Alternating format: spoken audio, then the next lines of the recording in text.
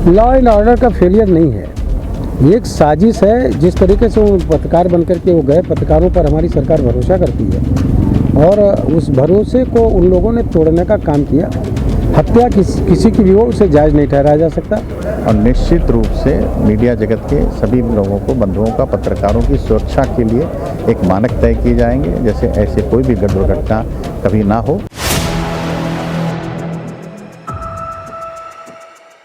4 PM news network में आप सभी का स्वागत है। मैं हूं क्षितिज कांत। आपको बता दें, बीते कुछ दिन पहले अतीक और अशरफ की हत्या के बाद लगातार मीडिया पर ही क्वेश्चन उठने लगे। कुछ अराजक तत्व मीडिया के बन करके आए और अतीक अशरफ की हत्या कर दिए। 3 लोग की इसमें गिरफ्तारी होती है। उसके बाद आपको बता दें, मुख्यमंत्री आवास हो या फिर मंत्री आवास हो, हर जगह पर मीडिया का जाना एक तरीके से बैन कर दिया गया है।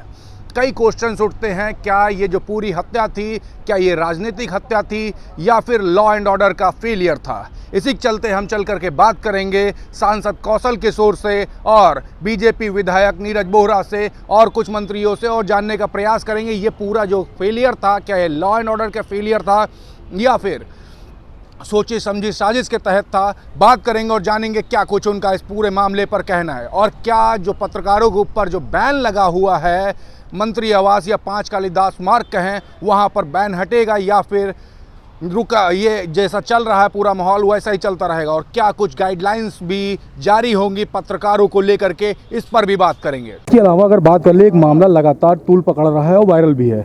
अतीक अशरफ की हत्या हो जाती है, मीडिया कर्मी बन करके कुछ लोग अंदर घुस जाते हैं, उस सुरक्षा घेरे को भेद देते हैं। बात हो रही है कि लॉ एंड ऑर्डर का फेलियर मानते हैं इसको या फिर पॉलिटिकल हत्या है। लॉ एंड ऑर्डर का फेलियर नहीं है, ये एक साजिश है। जिस तरीके से वो पत्रकार बनकर के वो गए, पत्रकारों पर हमारी सरकार भरोसा करती है और उस भरोसे को उन लोगों ने तोड़ने का काम किया। हत्या किसी की भी हो, उसे जायज़ नहीं ठहराया जा सकता। अगर वो मुलजिम है तो उसको सज़ा देने का काम कानून करेगा, न्यायालय करेगा। इसी पे हमारी सरकार भरोसा करती है। आदरणीय योगी आदित्यनाथ जी भी इसी पर भरोसा करते हैं। आप जिन लोगों ने हत्या की, उसकी एक जाँच कमेटी आदरणीय मुख्यमंत्री जी ने तत्काल गठित की। जाँच के बाद कौन से लोग दोषी हैं जो योगी जी की सरकार को बदनाम करने का प्रयास ये हत्या करा के किया है, जब उसकी जांच में वो लोग आएंगे, निश्चित तरीके से उनके खिलाफ भी योगी जी की सरकार करेगी। योगी जी इस मामले को लेकर के बहुत गंभीर है। अच्छा, आप सांसद भी हैं और चौथा स्तंभ, इस जो घटना घटी थी इसके बाद काफ़ी प्रेशर में है। 5 कालिदास मार्ग पे एक तरीके से मीडिया कर्मियों को बैन कर दिया गया है। ये बैन कब हटेगा और किस तरीके के इस पर आप पहल करेंगे या बीजेपी गवर्नमेंट किस तरीके की पहल करेगी? देखिए, बैन नहीं है, मीडिया कर्मियों पर कोई बैन नहीं है, लेकिन मीडिया कर्मी बन करके जा करके जो हत्या कर दी, वो एक सवाल जरूर उन हत्यारों ने खड़ा कर देने का काम किया।